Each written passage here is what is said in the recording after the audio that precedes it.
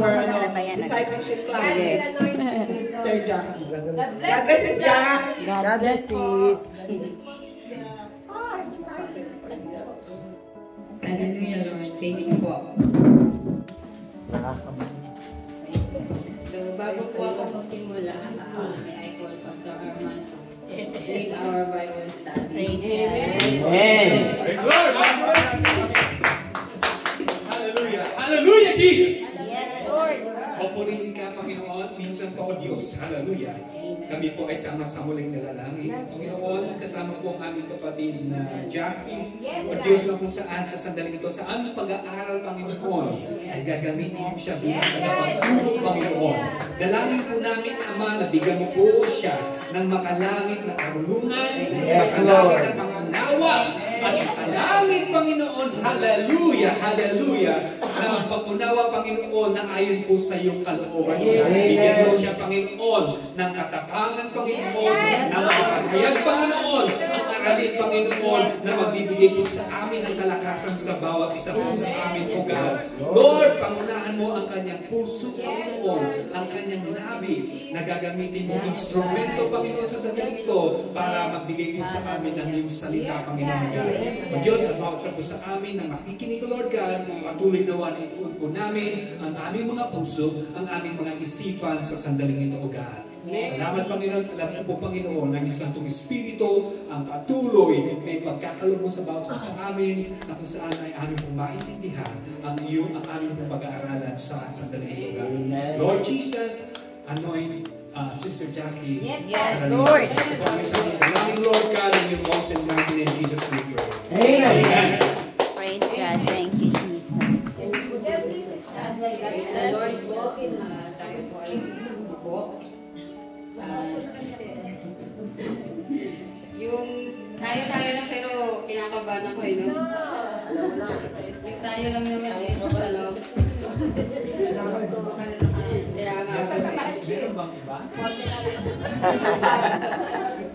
So ang ating topic po sa Bible study is a high calling. So na-testimony ko po yan last week. Ang focus natin is the Christian life is high calling from sin, follow righteousness, and fight the good fight. Good faith, sorry. So sabi po niya dito, nag-summarize po ako dyan ng flee from sin. Sa 2 Timothy verse 22 to 22, flee the evil desires of you, follow righteousness, and fight the good faith. So yan po yung itatakal natin later on.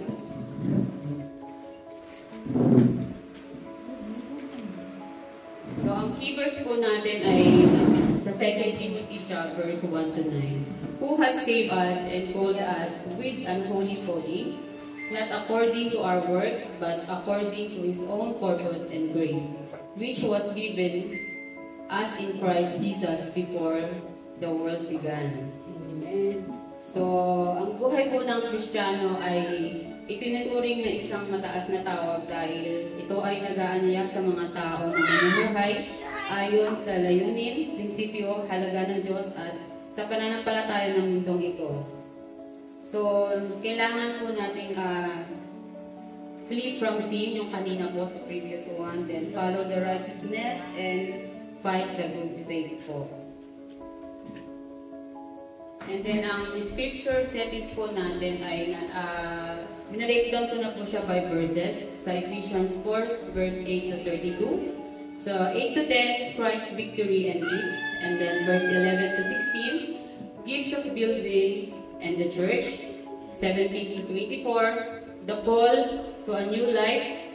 And verse 25 to 32, practical instruction of Christian living. Sabi po ni Paul doon, Paul calls believers to live transformed life, united and purpose, growing in spiritual maturity and reflecting Christ in both attitude and action. Ang ating pong isang verse po is sa 2 Timothy 3 to 1 to 5 din po. Sinamarize ko na rin po siya. So the last day between Christ's first and the second coming, the terrible times, moral chaos, and society breakdown. Lovers of themselves, sa verse 2, 3, 4 yan. Lovers of money, disobedient to parents without self-control, treacherous, verse 5, form of godliness, denying His power. At ang pinaka-lesson scripture po natin yung manggagaling po sa 2 Timothy 6, 1 verse 12 po. So kung titignan niyo po siya, yung mga verses po na nakikita niyo dyan is related po sa bawat isa. Pare-pareho po yung ibig niya sabihin. Respect, false teacher, true wealth, danger of money, purpose of righteousness po.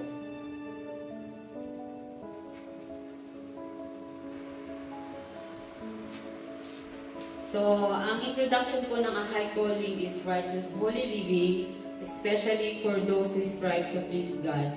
Makikita po natin yan sa Romans 7, 12 to 13, holy living and a human nature, limitation and human effort, the rule of the law. So, meron po siyang difference between the law and the righteousness and receiving righteousness through the cleansing power of Jesus' blood and the Holy Spirit po. Yung key points niya, kung makikita nyo rin po, may righteousness through Jesus and the Spirit, belief, misleading belief, eternal security is not guaranteed, sabi po niya, and rule of the church, calling of the saints. Kung mababasa niya po dyan, only through Jesus Christ and the Spirit can mankind be saved from sin and transformed po. False belief that simple accepting Jesus Savior without a true transportation of life guarantees ultimate salvation. Faith is something that must be maintained sa 1 Timothy 4:1-2. And then sa Ephesians 4:1-2 po, to equip believers to walk in the Spirit and not after the flesh. And calling of the saints, tayo po yun, by walking the Spirit and fulfilling their purpose in Christ po. So, ito na po yung a call to flee. So, paano po ba ang Christian life para lumayo po sa kasalanan? It's a reminder to avoid mistreating people and to create healthy, respectful relationship, especially at work. Just as the Bible encouraged fair treatment slaves in the past. Sabi po niya dyan, makikita niyo po yan sa may Efeso 6:5-9, hindi ko na lang po nailagay. So, ayun po yung naging halimbawa po niya sa slavery in the Bible. However, the Bible have laws that all masters how to their slave fairly. These rules aim to protect slave and prevent from mistreat. Sabi niya po. Yung mga alipin, sabi po niya sa Efeso 6:5-9, mga alipin, magpasakop kayo sa inyong mga amo nang may takot, pangingilabot at may tapat na puso, tulad ng pagtaliman ninyo kay Kristo. Yan po yung slavery and the master po. And then, yung sa amo naman po natin, nakalagay din po yan sa may verse ng Efeso. Mga amo, pakitunguhan ninyo ng mabuti ang inyong alipin. Huwag silang gawing takot at huwag magbanta. Sapagkat alam nyo na ang inyong Panginoon ay nasa langit at walang itinatanging tao sa Kanya. So yan po yung slavery and the master po. So ngayon po, yung slavery in the modern society po natin ngayon, today slavery is illegal and completely wrong na po. So sabi niya po dito, hindi direktang tinudina ni Pablo po yung pagkaalipin. Ngunit, hinikayat niya ang mga alipin at mga amo na magpakita sa paggalang sa isa't isa. Tulad ng pagpapakilala natin kay Jesus Cristo po. Ang mga alipin ay tinawag na magsikap at maglingkod ng tapat at ang amo ay pinahalagang tratuhin ang kanilang mga alipin at karunungan paggalang dahil sa Diyos ay hukom na lahat. So, binigay din po dyan na example yung employer-employee relationship. So, encourage us to apply the biblical principle of fairness and respect in our relationship. Kumbaga, kung hindi porket employee ka is kaya mo nang taasan yung position mo sa employer mo. Kailangan nandun pa rin yung respeto mo sa employer mo. At dahil ikaw ay isang Kristiyano, kailangan maging tapat ka sa sarili mo, maging mapagpakumbaba ka, magalang ka. Tapos, kaya sabi niya po din sa bandang huli is flee from aggressive behavior. So, means we should stay away from aggressive, unfair, of selfish behavior in our workplace. Kahit saan po tayong lugar, kailangan po natin iwasan ang mga ganyang behavior po natin na lalo na may mga tao na nakakilala sa atin na tayo ay isang Christian na po. So, dapat tayo po yung nagiging ilaw nila lalo na sa trabaho natin. Kasi kapag nasa trabaho tayo, ang alam nila Christian ka, so napakalaki nung impact nila sa'yo na dapat talaga expectation nila na you are a Christian, so hindi ka mauhugot sa kamunduan. Kasi sa workplace natin, hindi maiwasan yung magkakaroon tayo ng team building sa labas. Diba? So, doon pa lang, hindi na natin hawak yung mangyayari sa buong maghapon. Kaya, doon pa lang po natin ipapakita sa kanila kung paano tayo lumayo sa kasalanan. Kaya, a call to flee. So, kailangan talaga yung paglayo mo sa kasalanan is nasa sayo, nasa desire po ng yung mga puso, sa inyong puso po. Amen. Amen. Lord. Mayroon po tayong tatlong topic ng A Call to Flee po. God, sounds teachers, wholesome teachers, and teaching the snare of earthly wealth.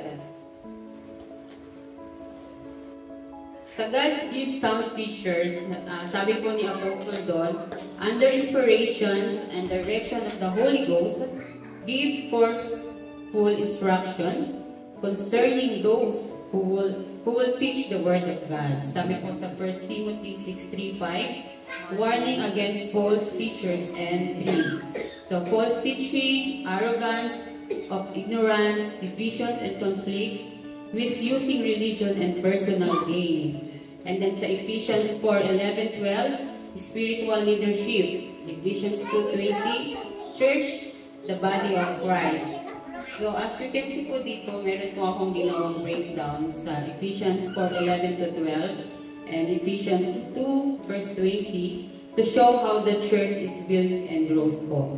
So sa spiritual structure of the Christ po, parts of the church po is a cornerstone, and then ang rule and the person po niyan is Jesus Christ po. And then ang function po niyan is a foundation of unity, truth, and life. Nakikita po natin yan sa Ephesians 2:20. And then the foundation, si Apostle and the prophets, first proclaim the gospel, established sa Ephesians 2:20 po. And then builder, equippers, evangelists, and pastors, teachers. And living, building the church and all believers. Yung pinaka-summary po niyan is Christ is unshakable center po. Apostle and prophets laid the groundwork of the pastor, evangelism, pastor, and teachers equip believers to grow. Believers are the church being built to reflect Christ po.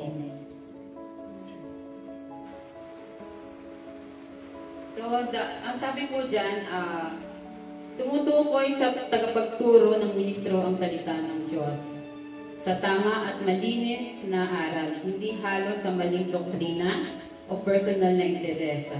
Doktrina na ayon sa kabutihan, kabanalan at turo ni Jesucristo. Sabi nga po ni Apostol Pablo, sinunod siya ng mga turo ni Kristo na ginamit ang kanyang buhay upang ituwid ang maling aral sa simbahan.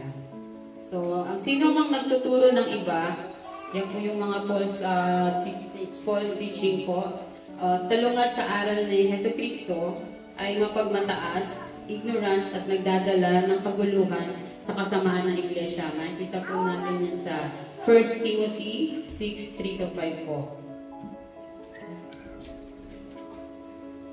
Next po natin is continuous po niya yan sa 1 Corinthians 3:10-11. Paul laid the foundations of faith can replace Christ. And then sa Acts 14:14, Paul and Barnabas stopped the people from worshiping them, saying they were only humans, not gods.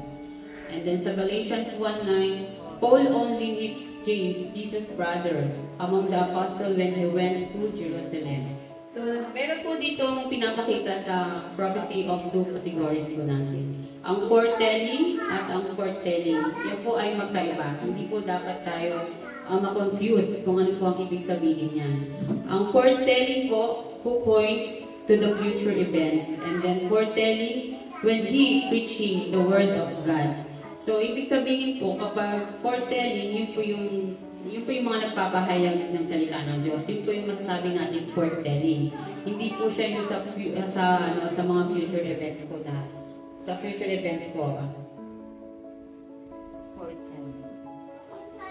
Opo. Yan po yung paghahayag na darating na pangyayari ay sa kulooban at ang foretelling naman ay pamangaral sa salita ng Diyos na may kapangyarihan at kaliwanagan. Halimbawa po, ang isang pastor na magpipreach at nagpaliwanag ng Biblia ay nagpa-foretell. At ang isang lingkod ng Diyos na binigyan ng vision para sa kinabukasan at simbahan ay maaari itong foretelling. So, hindi lahat na nagsasabing sila ay propeta ay tunay. Kailangan din natin i-verify kung tugma yung sinasabi nila sa Biblia. Hindi po tayo basta naniniwala po. Lalo na po sa social media, there's a lot of nag-sharing the word of God. So, make it sure po na tama po yung mga pinapaliwanag nila sa bawat verse na sinasabi nila. So, marami na po kasi ngayon na mga teachers na magaling magturo, magaling i-twist yung mga salita ng Diyos. Kaya doon po tayo sa alam nating totoo. Yung mga ganun pong turo, kailangan i-avoid natin. Kasi kung marami kung sa Facebook lang, napakadaming nagtuturo doon. Alas lahat ng newsfeed ko puro pangangaral. Kaya ingatan po natin yung naririnig natin. Kasi madalas po bago ko siya pakinggan yung mga nakikita ko sa Facebook, binabasa ko muna yung comment. So doon pa lang nagde-debate na po sila eh. So kailangan aware ka na po sa mga comment ng mga tao doon. Kung totoo ba yung sinasabi ng nagpapahayag. Hindi porket marami siyang followers, is totoo na po yung mga sinasabi po niya. So iwasan po natin yon, yung mahilig sa kontrobersya, sa debate, at sa pagkakabaha-bahagi. Magmataasan, sakit, at sumunod sa aral ni Kristo po. Amen. Dito po sa wholesome teachers and teachings, a church cannot rise above its pastor po. And then Christian receive both teaching and foundation from the ministry.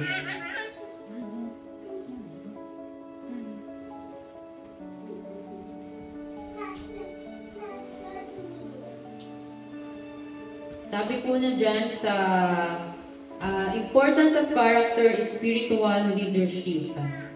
It is stated that church of group of students cannot rise above the moral and spiritual quality of their leaders and teachers. Therefore, evangelists, pastors, and teachers must possess wholesome character and sound faith to provide effective and righteousness guidance. Deceived or cunning individuals are not fit for such rules.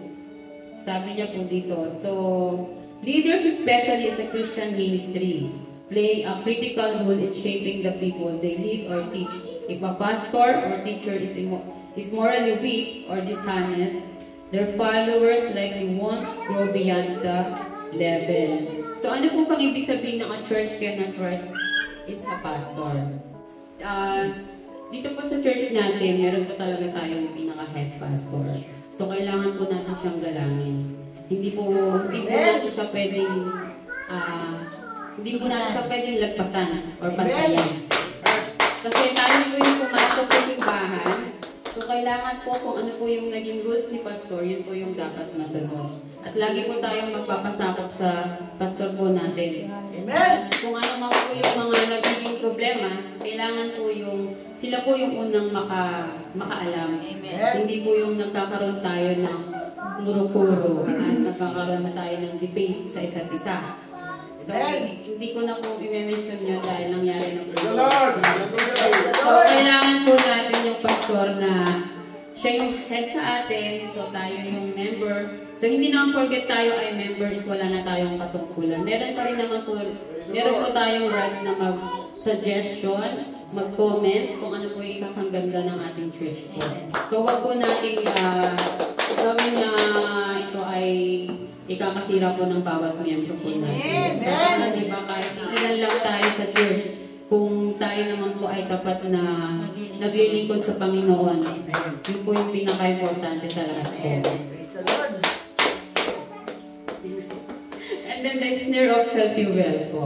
So, paano po ba lumayo sa kasalanan? Meron po ditong binahagi sa ating teksto na biblical verse point concerning danger of earthly wealth of riches. Hindi po lahat ng mayaman at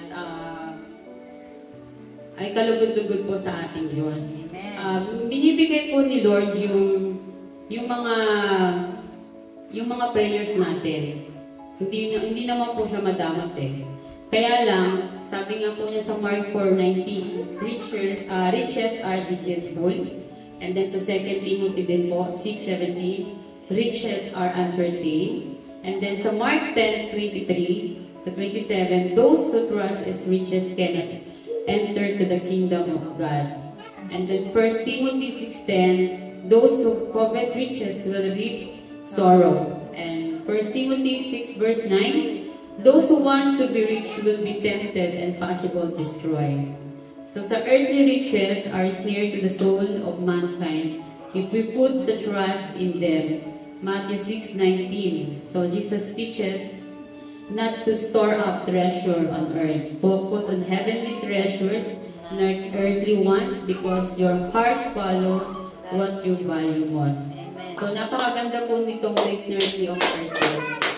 Lahat po ng kayamanan natin dito is just a temporary. We cannot bring in the heaven po once we pass away. So kaya, kung ibinigay ni Lord yung bagay na ikaaangat mo, tumulong ka po. Huwag mo pong gawing Panginoon yung pera. Kasi kapag, minsan madalas kasi, si Lord nagbibigay yan na, hindi yan magbibigay na hindi mo kayang hawakan. Kasi ititest ka niyan eh. Nangyayari yan sa buhay natin na kapag nagkaroon na tayo ng pera, parang okay, nakakalimot na tayo. Kasi pinag-pray mo, Lord, kailangan ko ng pera, kailangan ko ng ganito. So ibinigay sa'yo ni Lord sa konting halaga pa lang, nakalimutan mo na siya kaagad. So sabi nga nila, isang pitik lang ng daliri mo, kaya gawin ni Lord eh, kung gawin niya. At I know, lahat tayo nakaranas na. At isa lang ako doon. Yung sa way back sa Dubai po, talagang pinaranas ni Lord kung gaano ako magkaroon ng maraming pera. Kasi may trabaho ako, may part-time, kumbaga hindi ako nawawalan ng trabaho. So, sinusubukan ni Lord, pero yung sa akin naman, so maraming pera, so andyan yung bar, barkada. So doon napupunta lahat ng pera. So kumbaga hindi ako nakakapagbigay kay Lord. At the same time, hindi rin talaga ako nag-church ng ilang years doon. I ran away nga. Kumbaga, kaya nung sinabi ko kay Lord na napauwi ako sa Pilipinas, sabi ko, Lord, this time kung makakarating ako sa ibang bansa ulit, yung covenant ko sa'yo is magpatuloy na ulit sa'yo. Nalala ko na yung ganung sitwasyon ng buhay ko. Kaya nung nagpunta pa ako dito, once lang ako nagpunta ng bar kasi niyaya lang ako. Kasama ko sa bahay. Kasi birthday ko niya. Yun lang yun. Tapos wala na po. Hindi na talaga ako nag-bar. Kasi sabi ko, Lord, hindi ito yung pinangako ko sa'yo. Sinabi kong, Lord, kapag tanggap po ako sa trabahong ito, lahat na po ng nakalipas ko is tatalikuran ko na po yun. Kasi hindi po yun nakakaaya sa akin. At kilala po kita eh. At yung pa lang po, napakalaki na ng pasasalamat ko sa kanya nun. Kasi yung pera talaga, tinanggal niya po sa akin yun. Nawalan ako ng visa. Tapos Tapos na-detain ako ng ilang araw sa kasi nawalan ako ng visa. So doon ko palang naranasan na talagang kapag tinanggal ni Lord, walang trabaho. Sorry, hindi ko pala to. So walang trabaho, ganyan. Talagang isang click lang, tinanggal lahat ni Lord. Yung trabaho ko, yung part-time ko, yung visa ko. Tapos yung mga friends ko na may utang sa akin, di nagbayad. So, parang binigay lahat ni Lord in one time, yung suffering na yun. So, yung ginawa ko lang talaga nun, sabi ko, hindi talaga ito yung will ni Lord. Kasi nung nagpunta ako doon, sabi ko, pumunta ako dito, Lord, para sa anak ko. Pero dahil naging worldly, dahil nga the snare of the earthly well, sabi nga niya, pinaranas mo sa akin yung pera, pero kinuha mo rin in time. So kaya, ingatan po natin yung hinihil po natin. Kaya nasabi nga nila be careful what you wish for. Baka kasi hindi mo kayanin. Kaya huwag po tayo gusto nag-wish kung hindi po natin kakayanin, especially sa pera po. Kasi yan po yung unang-unang ikakapahamak po natin. Especially po sa mga sa tradisyon po natin ngayon. Kapag nakakita lang sila ng pera, ang bilis na po nilang mag-iba. Amen! Nakakapatay na po sila, yung iba, nakakapagnakaw. Makakita lang ng konting halaga, nakakalimot na nila yung Holy Spirit sa kanila. So, the second part of is a call to follow po. Meron po dyan tatlo, follow to the leading of the Spirit, the flesh and the Spirit oppose each other, the pros make us disciples. So, a call to follow, God gives us not only something that we must avoid. So, things to follow, meron po siya ditong attributes, characteristics, and virtue. Then seek to feel His virtue, goodness, mercy, key to holiness, sinless perfection, humanity, submission to the Spirit of God. We are partakers of the salvation in Jesus Christ. Submit ourselves completely to Christ. And follow after peace and holiness in Him.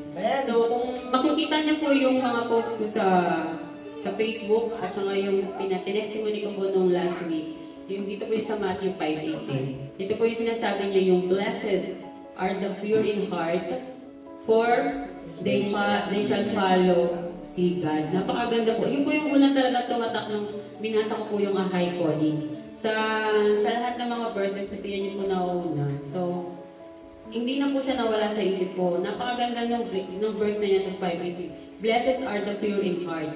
So, dun ko na rin po nakita yung ni Lord na Holy Spirit sa akin na kumausap sa akin ng mga araw na yun. Nabinipas ko po yung mga words na yan. So, sabi ko, napakabuti ni Lord. Kasi napakatagal kong Christian. Parang ngayon ko lang nabasa yung Matthew 5:8. Sabi ko, blessed are the pure in heart, diba? Napaka-bless mo. Napaka-bless po natin kung ang puso po natin ay pure. Amen. Diba? Kasi makikita po natin si Jesus eh. Ay sabi niya, for they shall see. Sabi niya po dun eh, for they shall see in God. Sabi niya po, kung malinis ang ating puso, malinis ang ating intention, ang Holy Spirit po, kahit nasaan po kayo, magpapakita po siya. And then, opposite side po siya ng Hebrews 12:14 po, sabi niya, without which no man shall see the Lord po. So, yung dalawang verse na po yun is maganda po siyang kaya lagi po tayo maging, lagi po natin panatilihin mabuti ang ating puso. Magkasala lang tayo, hindi po tayo ng tawad sa ating Panginoon. Kasi hindi po tayo perfect. Para hindi magkasala. Hindi ako perfect. Paabot ng coffee. Amen! Praise the Lord! Amen! So, follow the leading of the Spirit. Yan. Several important lessons about our relationship with the Lord Jesus Christ is to be filled with the Holy Spirit. And then speaking in tongues may occur, but more important are the other evidence of spiritual maturity. Receiving the Holy Spirit, those make us children of God. God's people should show His love in action, avoiding evil and doing good to everyone. So 1 Thessalonians 5:15. So, yan po yung mga follow natin, a call to follow, para po to live the Spirit of God. So, kailangan po natin panitilihin ang Espiritu ng ni Kristo sa ating buhay po. And then, yun nga, sabi, speaking in tongues may appear, but more important are the other evidence, the spiritual maturity. So, kapag speaking in tongues ka na po, ito na po yung evidence na matatag na at spiritual maturity ka na po. And then receiving the Holy Ghost make us as children of God. Yan po yung paulit-ulit na sinasabi ni Pastora sa atin. Diba? Na kapag na-receive mo ng Holy Ghost, tayo ay anak na ng Diyos. God's people showed how His love in action, avoiding evil and doing good to everyone. And then, a call to follow, the flesh and the spirit oppose each other. A redeemed person constantly battles between the flesh and sinful nature and the spirit. God's nature within us, two are completely opposed. To live victorious Christian life, one must be filled with the Holy Spirit and walk in the spirit of overcome the. Ayan din po yung isang verse na na-memorize ko, yung sa Romans 8:6. Sabi niya po doon, napakaganda rin po doon. For to be carnally minded is dead. And then, sabi niya po doon but to be spiritually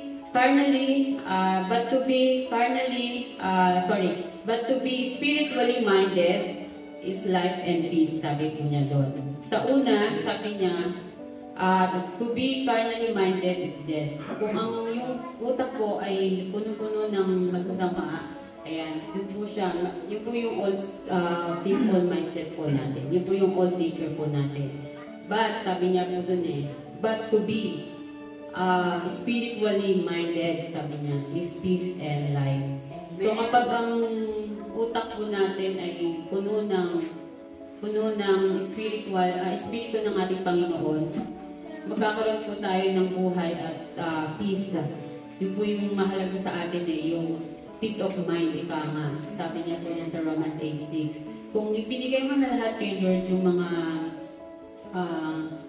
trials or problema mo, magkakaroon ka na ng peace of mind. Huwag mo nang alalahanin. Kasi pinag-pray na po natin yan Bakit mo pa siya aalalahanin? Sabi po niya, di ba? Kaya po tayo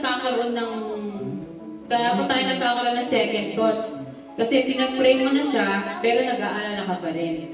Sabi po niya dun sa Romans 8:6 And then sa Galatians 5:16-26 din po. Sinful desire, the spirit and the flesh are direct opposites you. Cannot live by both, sabi po niya. Hindi po pwedeng sabay nating ipamuhay ang kasalanan at ang spirit and the flesh po natin. Amen. A call to follow, the cross make us discipline. Disciples, no cross, no power, no crown. So ito rin po yung verse na sinabi ko sa inyo last week sa Luke 14:27. Without sacrificial living, there is no spiritual authority, power, or eternal reward. Napaganda po rin ng Luke 14:17, sabi niya po dyan.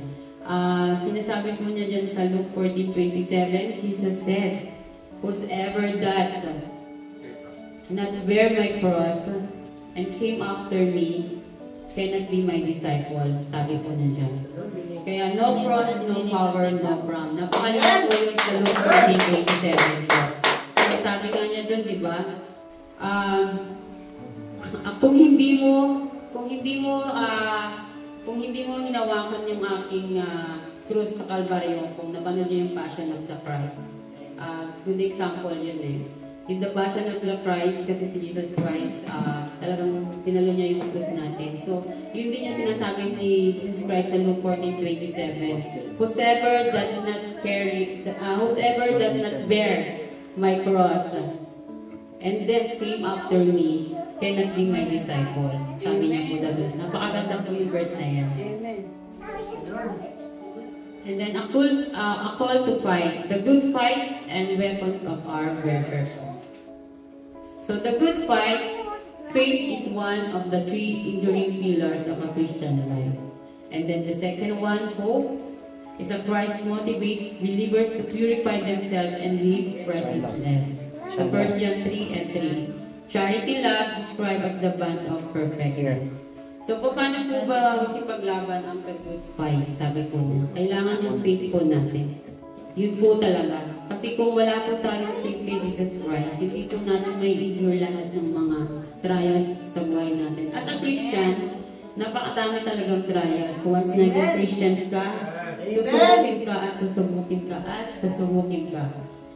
Ganun dapat. Kaya faith, yun po yung pinaka ano niya, diba, sa pinaka sinabi natin, the good fight is faith, sabi po niya. So kung wala po tayong faith kay Jesus Christ, hindi po natin mapagtatagumpayan lahat ng mga tinayin natin sa buhay, mga problema natin. Tapos, hope, sabi po niya, in Christ motives believers to purify themselves and live righteousness. So, pagkatapos ng faith, so kailangan tayong umasa na ibibigay ni Lord yung mga hiniling natin sa Kanya. At pagmamahal, syempre. Hindi nawawala yung pagmamahal sa atin. Amen. And then, yung weapons of our warfare, the nature of the battle, our weapons are spiritual, and then the power through the Holy Ghost. The nature of the battle, spiritual conflict between the flesh and the spirit, fought the spirit realm. So, hindi na bago sa atin yan nasa Christian, na nakikipaglaban tayo sa flesh natin at sa spirito. The Lord! Kasi ang isip natin, ang dami natin iniisip, pero ang espiritu natin, nakikipaglaban din sa atin. So, gagawin ko ba yung bagay na to o hindi?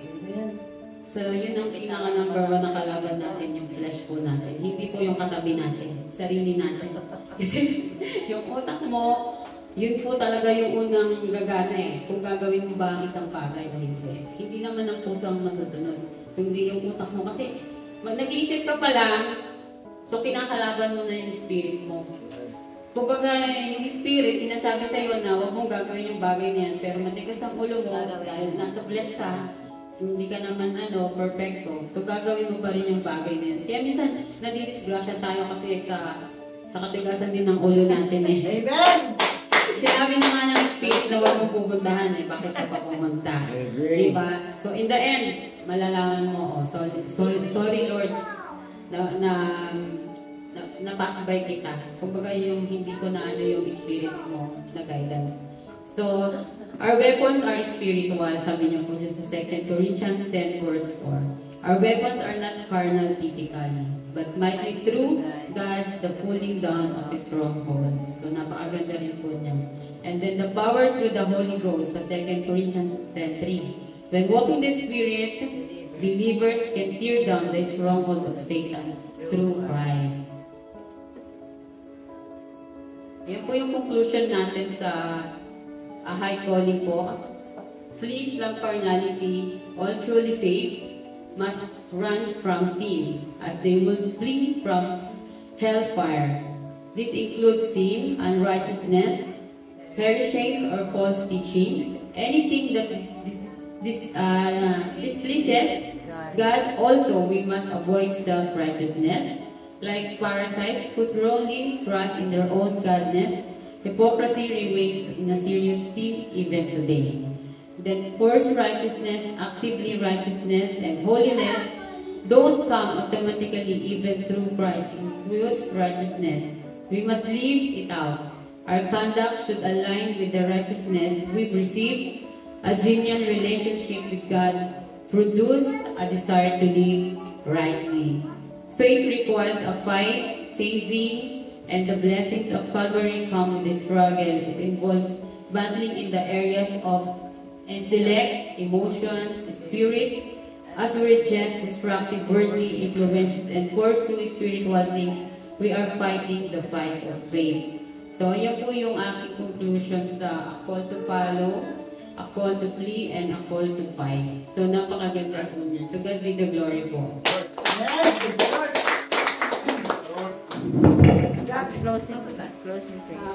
Closing prayer ko po, hindi ko po si Brother Leo po na closing prayer ang ating Bible study. Glory to you, Lord Jesus, once again. We want to thank you, Lord Jesus. Pinupuri ko po namin dahil napakabuti niyo po sa amin. At salamat po Salamat sa paggamit ng aming kapatid na si Sis Jackie. Na nilalusan niyo po ang kanyang bibig at binigay niyo po kami ng karunungan at katalunungan sa inyo pong mga salita. Pagpatuloy niyo pong pagpalain ng aming kapatiran nito. At sana po ay may sa puso at masaisip po namin ang inyong itinuro sa araw na to. In your holy mighty name, Jesus, we pray. Amen.